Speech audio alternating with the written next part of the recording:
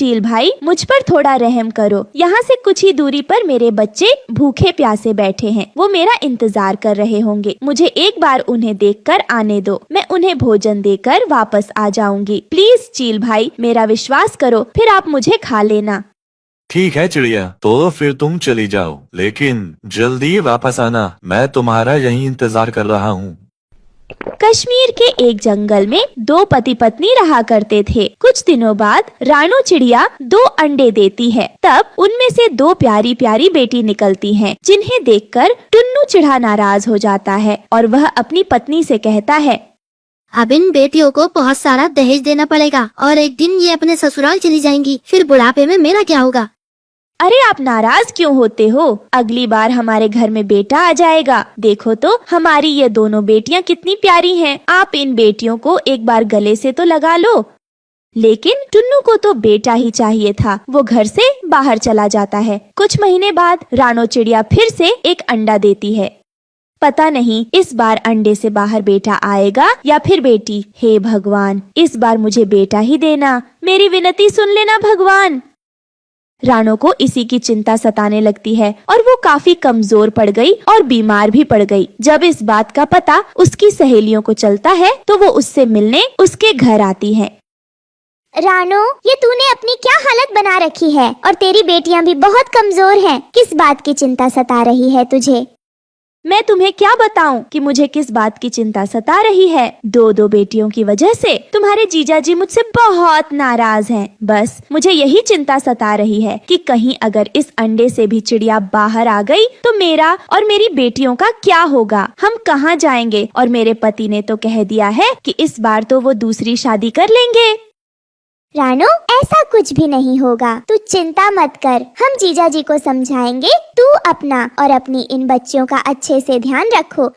ये कहकर उसकी सहेलियां वहाँ से चली जाती हैं। फिर कुछ दिनों बाद टुन्नू घर आता है। तब रानो के अंडे से एक और बेटी निकलती है, जिसे देखकर टुन्नू रानो को और उसकी 3 बेटियों को घर से निकाल देता है।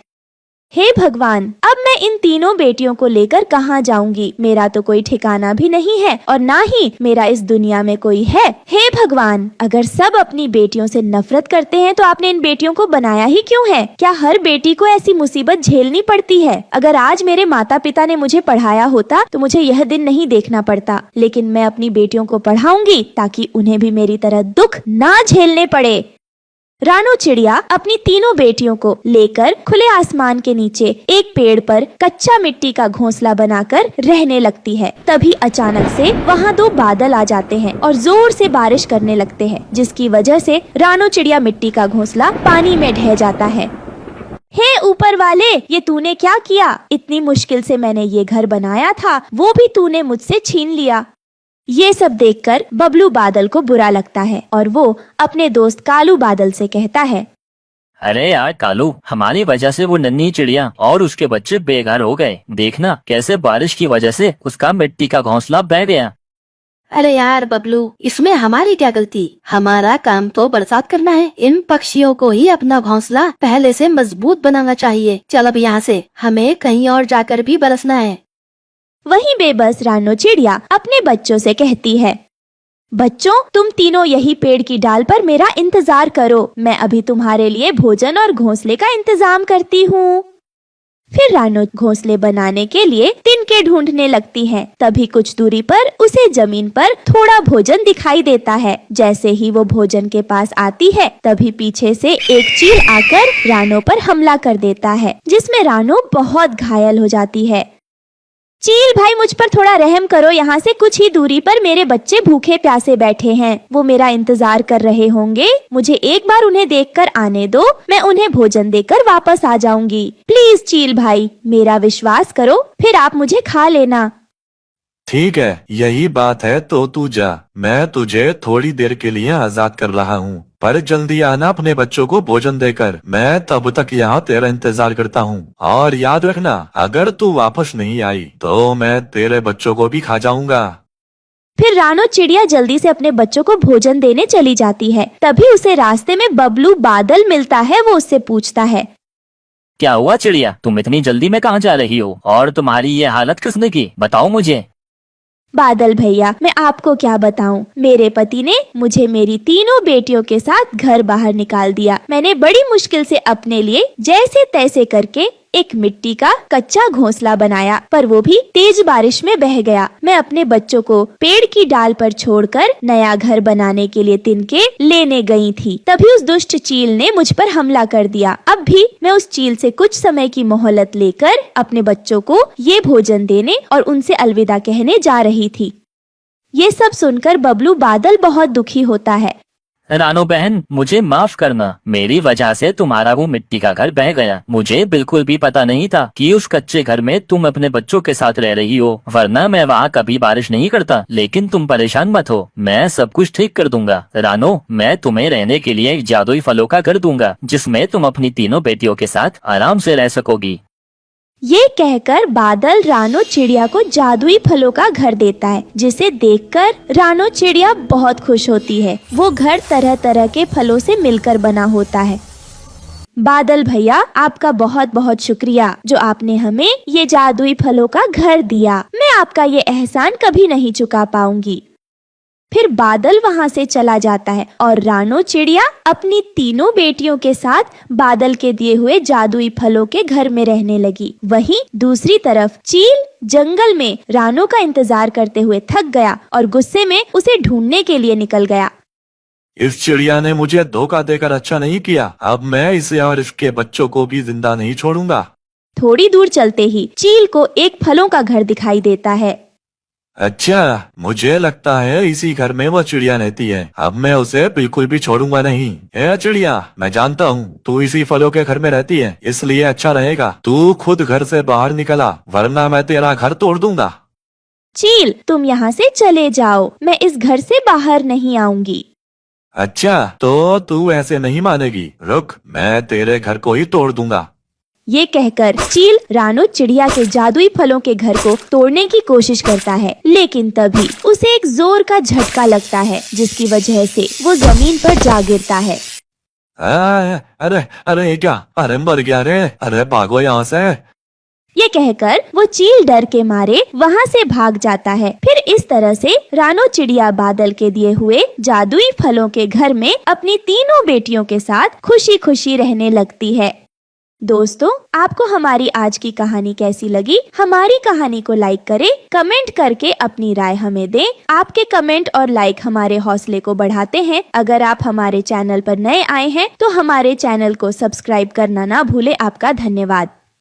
दूर किसी जंगल में रानो नाम की एक सुंदर और सुशील चिड़िया रहती थी। उसकी शादी पास वाले जंगल में रहने वाले भूरा चिड़ा से हुई थी। भूरा चिड़ा रानो चिड़िया को बिल्कुल भी पसंद नहीं करता था, क्योंकि उसका चक्कर लाडो चिड़िया से चल रहा था। वो रानो चिड़िया के साथ अच्छा व्यवहार भी नहीं करता था, रोज उसे लड़ता झगड़ता और उसे ठीक से बात भी नहीं करता था। लेकिन रानो चिड़िया उसके पिता की पसंद थी, इसलिए वो उसके साथ अपना ये रिश्ता निभा रहा था। रानो चिड़िया अपने पति को खुश करने के लिए उसका मनपसंद भोजन बनाती, क्योंकि उसकी माँ ने बताया था कि वह अपने पति को खुश रखने की हर कोशिश करे। एक ना एक दिन भूरा चिड़ा उसे पसंद करने लगेगा। समय पंख लगाकर उड़ने लगा। रानो चिड़िया 2-2 बेटियों की माँ बन गई थी। बेटियाँ पैदा करने की वजह से भूरा चिड़ा रानो चिड़िया से और ज्यादा नफरत करने लगा था। तब उसका ससुर उसे समझाते हुए कहता है, मत रो बेटी मत रो, मेरा बेटा नालायक है, उसे तेरी कद्र नहीं। जब उसे ठोकर लगेगी तो वह तेरे पास ही आएगा। तू फिक्र मत कर बेटी, मैं हूँ ना तेरे साथ। मैं तुझसे वादा करता हूँ, एक दिन मेरे बेटे को तेरी कद्र जरूर होगी और वो तुझे अपना समझने लगेगा। बाबूजी, वह मुझसे तो नफरत करते ही हैं और साथ में अपनी बेटियों से भी नफरत करते हैं। वो तो उन्हें बाप का प्यार भी नहीं देते। मेरी बच्चियां तो बाप के प्यार के लिए तड़प रही हैं, लेकिन इनका कठोर दिल है कि पिघलने को तैयार नहीं है। मैं कब तक ये सब सहती रहूंगी बापूजी? एक दिन सब ठीक हो जाएगा रानू बहू, तू ऊपर वाले पर भरोसा रख, वो सब ठीक करेगा। तू बस अपनी बच्चियों का ख्याल रख। ये कहकर वो वहाँ से चला जाता है। ऐसे ही कुछ दिन बीत जाते हैं। लंबी बीमारी के बाद एक दिन रानो चिड़िया के ससुर की मौत हो जाती है। रानो चिड़िया अब अकेली हो गई थी। उसका साथ देने वाला उस घर में कोई नहीं था। वहीं भूरा चिड़ा को भी अब रोकने और टोकने वाला कोई नहीं था। उसका लाडो चिड़िया से मिलना जुलना बढ़ गया। उसने लाडो चिड़िया से शादी करने का फैसला कर लिया और एक दिन भूरा चिड़ा रानो चिड़िया से कहता है, रानो मैं शहर जा रहा हूँ, तुम्हें अपना और अपनी बेटियों का ख्याल खुद रखना होगा, ठीक है? गुड़िया के पापा, आपके बगैर मैं अकेले घर में कैसे रहूंगी? पिताजी भी नहीं रहे। घर में एक मर्द का होना जरूरी होता है। दोनों बेटियां भी अभी छोटी हैं। मैं कैसे उन्हें संभालूं? अकेले मेरे लिए बहुत मुश्किल हो जाएगा। आप मत जाइए ना हमें छोड़कर। हमें आपकी बहुत जरूरत है। बच्चियां भी आपके बगैर नहीं रह पाएंगी। ये बात सुनकर भूरा चिड़ा गुस्सा हो जाता है। रानो मैं बहुत पहले शहर चला जाता, लेकिन पिताजी की बीमारी की वजह से रुका था, पर अब नहीं रुकूंगा। मैं जा रहा हूँ, मेरा इंतजार मत करना। मैं कभी वापस नहीं लौटूंगा। तुम अपनी और अपनी बेटियों की खुद देखभाल करना।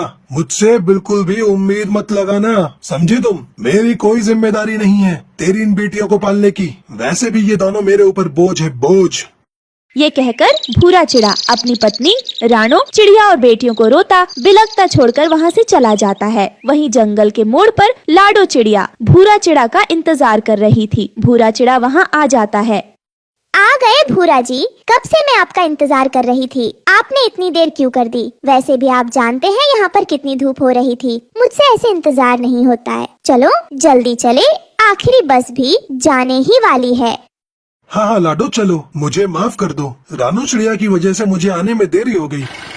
ये कहकर भूरा चिड़ा लाडो चिड़िया के साथ शहर आ जाता है और एक किराए के घर में रहने लगता है। समय गुजरने लगा। 5 महीने गुजर गए। भूरा चिड़ा ने रानो चिड़िया की कोई खोज खबर नहीं ली कि वो जिंदा भी है या मर गई। वहीं लाडो चिड़िया भूरा चिड़ा के साथ रहते हुए तंग आ जाती है।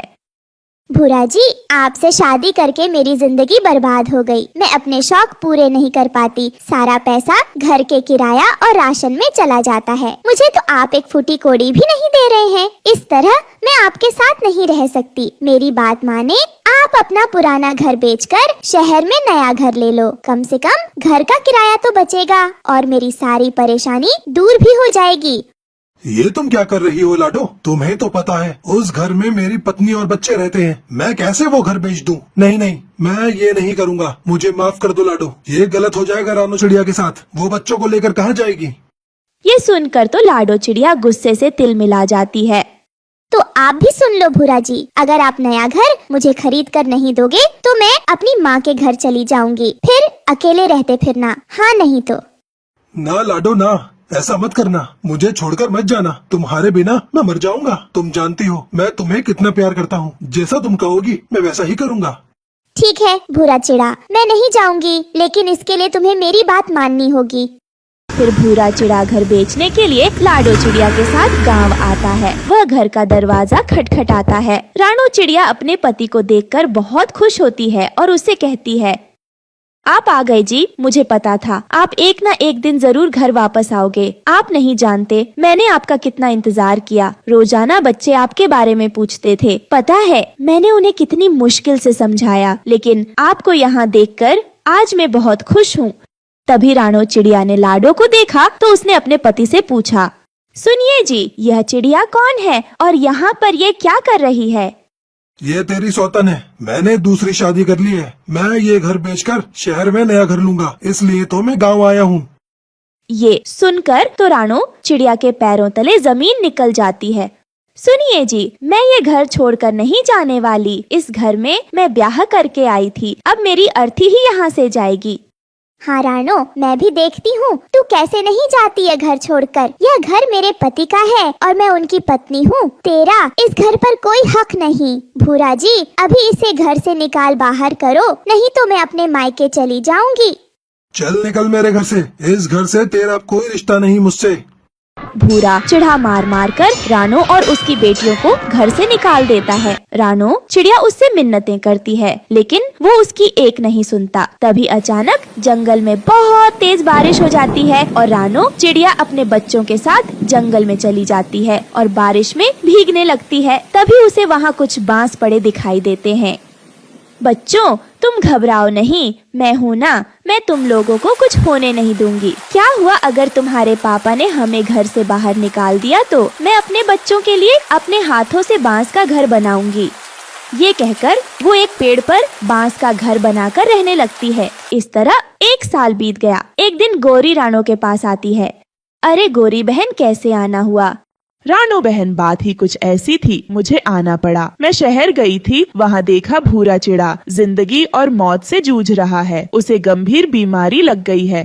तो मैं क्या करूं गोरी बहन, वह लाडो तो है ही उसकी देखभाल करने के लिए। मुझे क्या, मैं तो अपने बच्चों के साथ इस बांस के घर में बहुत खुश हूँ। यही तो बात है रानो, वो लाडो भूरा को छोड़कर भाग गई। उसे डर था कहीं ये गंभीर बीमारी उसे ना लग जाए। भूरा तुझे बहुत याद कर रहा है और तुमसे मिलना चाहता है। मिलकर वह तुमसे माफी मांगना चाहता है। रानो, जो हुआ उसे भूल जाओ। एक बार तुम भूरा से मिल आओ, वो बस मरने के कागार पर है। रानो चिड़िया ने जब अपने पति के बारे में यह सब सुना तो उससे रहा न गया। वह अपने पति को लेकर अपने घर आई और उसकी खूब सेवा की। भूरा चिड़ा जल्द ही स्वस्थ हो गया और उसे अपनी गलती का एहसास हो गया। मुझे माफ कर दो रानो, मैंने तुम्हारे ऊपर बहुत जुल्म किए हैं, लेकिन उसके बावजूद तुमने मेरा इतना ख्याल रखा। मुझे बहुत पछतावा है। बापूजी सही कहते थे, तुम बहुत अच्छी चिड़िया हो, मगर मैंने तो तुम्हें कभी पत्नी का दर्जा दिया ही नहीं। तो मुझे माफ कर दो, मुझसे बहुत बड़ी भूल हो गई। फिर रानो चिड़िया अपने पति को माफ कर देती है, क्योंकि उसकी बेटियां अपने पिता को पाकर बहुत खुश थीं। फिर सभी खुशी खुशी उस बांस के घर में रहने लगते हैं। अरे वाह, ये पेड़ तो बहुत बड़ा है। मैं एक काम करता हूँ, इसी को काट लेता हूँ। लेकिन इस पेड़ पर तो किसी का घर बना है, लेकिन मुझे इससे क्या, मुझे तो इस पेड़ के ज्यादा पैसे मिलेंगे। मैं इसी को काट लेता हूँ। यह कहकर वो इंसान उस पेड़ को काटकर अपनी गाड़ी में रखकर वहाँ से ले जाता है। वो जालिम इंसान तो यह भी नहीं देखता कि उस बेचारी चिड़िया का घर टूट कर गिर गया है। गुड़िया बेटी, अब हमें भोजन तो मिल गया है, चलो अब हम घर चलते हैं, क्योंकि घर की छत अपनी बहुत कमजोर है। हमें उसकी मरम्मत भी तो करनी है ना। अगर वक्त से पहले बरसात आ गई तो हम बेघर हो जाएंगे। फिर वो दोनों माँ बेटी अपने घर आती हैं, लेकिन वो दोनों तो इस बात से बेखबर थीं कि आज तो उन्हें कोई एक जालिम इंसान बेघर कर गया है। वो दोनों जब अपने घर आती हैं तो देखती हैं कि उनका घर तो टूटा हुआ जमीन पर पड़ा था और जिस पेड़ पर उनका घर था वो पेड़ भी कोई काट कर ले जा चुका था। वहाँ तो बस कुछ टूटी लकड़ियाँ और पत्ते पड़े हुए थे। उसे देख रानो चिड़िया के होश उड़ जाते हैं। गुड़िया बेटी, यह क्या, किसी ने हमारा घर तोड़ दिया। मैंने किसी का क्या बिगाड़ा था जो किसी ने मुझे और मेरी बेटी को बेघर कर दिया। बारिशों का मौसम भी आने वाला है, मैं इतनी जल्दी अपना नया घर भी नहीं बना पाऊंगी। क्या करूं, मुझे तो कुछ भी समझ नहीं आ रहा है। मम्मा मम्मा, ये इंसान क्यों ऐसा करते हैं? ये इतने जालिम क्यों होते हैं? बेटा, यह इंसान कुछ पैसों की खातिर पेड़ भी काट कर ले जाते हैं और हम जैसे पक्षियों को बेघर भी कर देते हैं। ये नहीं जानते कि ये पेड़ हम पक्षियों की ही नहीं बल्कि इन मनुष्यों की कितनी मदद करता है। इन्हें धूप से बचने के छांव देता है, इन्हें खाने के लिए फल भी देता है। पर ये इंसान इन बातों को कहाँ समझते हैं। ये तो बस चंद कागज के टुकड़ों के लिए मासूम बेजुबान पेड़ों को काट देते हैं। फिर रानो चिड़िया अपनी बेटी को लेकर कबूतर के पास जाती है और कबूतर से कहती है, कबूतर भैया, इंसान ने पेड़ काट दिया और मेरा घर भी तोड़ दिया। कबूतर भैया, आप मेरी मदद करें, नया घर बनाने में मेरी मदद कर दें। बारिश का मौसम भी आने वाला है, मैं उससे पहले अपना घर बनाना चाहती हूँ। चिड़िया बहन, मैं तुम्हारी मदद करता, मैं ऐसा जरूर करता, लेकिन मैं तो अभी अपनी बहन के घर जा रहा हूँ, क्योंकि मेरी बहन की तबीयत बहुत खराब है। मैं उसके लिए दवा लेकर जा रहा हूँ। यह कहते हुए कबूतर वहाँ से उड़ जाता है। तब गुड़िया चिड़िया अपनी मम्मा से कहती है, मम्मा मम्मा, अब हम क्या करें और हम कहाँ जाएं मम्मा? मेरी बेटी, तुम चिंता मत करो, मैं हूँ ना तुम्हारे साथ। आप इतना परेशान क्यों हो रहे हो? यह कहकर चिड़िया फिर से उड़ती है और वो तोते के पास जाती है। वो तोते से कुछ कहती उससे पहले कि तोता अपने ही रोना रोने लग जाता है। चिड़िया बहन, तेज हवा की वजह से मेरा घर टूट गया है। मैं बहुत परेशान हूँ और बारिशों का मौसम भी आने वाला है। मेरे पास समय भी नहीं है और मेरे साथ तो कोई है भी नहीं जो मेरी मदद कर सके। तोते भैया, मेरा घर भी इंसानों ने तोड़ दिया है। मैं तो आपके पास मदद के लिए आई थी, लेकिन आप तो पहले से ही परेशान हैं, इसलिए अब मैं चलती हूँ। फिर चिड़िया अपनी बेटी को लेकर गोरी कौवी के पास जाती है। चिड़िया, मैं तुम्हें अपने घर में रख तो लेती हूँ, लेकिन पहले मुझसे वादा करो कि रात में तुम्हारी बेटी यह चूचू तो नहीं करेंगी, क्योंकि आवाज में मुझे नींद नहीं आती है। मैं चुप रहूंगी आंटी, मैं कोई आवाज भी नहीं करूंगी, लेकिन प्लीज आप हमें अपने घर में रख लो। गौरी बहन, यह बच्ची है और बच्चे चुप कहाँ बैठते हैं, वो थोड़ी बहुत तो आवाजें करते ही हैं। आप खुश रहे, मैं कहीं और चली जाती हूँ। शाम होने को थी। रानो चिड़िया एक जगह बैठी हुई थी। वहीं पास में ही एक जादुई मशरूम था जो रानो चिड़िया से कहता है, हे चिड़िया बहन, मेरी मदद करो। वो जो पास में एक मशरूम का पौधा है, उसके ऊपर से कांटा हटा दो। वो मेरी जड़ से निकला है, उसे बहुत तकलीफ हो रही है। मशरूम भाई, आप चिंता न करो, मैं अभी वो कांटे हटा देती हूँ। फिर रानो चिड़िया उस छोटे मशरूम के पौधे से वो कांटे हटा देती है। हे चिड़िया बहन, आप इतनी परेशान क्यों लग रही हैं? क्या परेशानी है आपकी? मेरा घर एक जालिम इंसान ने तोड़ दिया है और बरसात का मौसम भी आने वाला है और मेरे पास इतना समय भी नहीं है कि मैं अपना घर बना सकूं। बस मैं इसीलिए इतनी परेशान हूँ।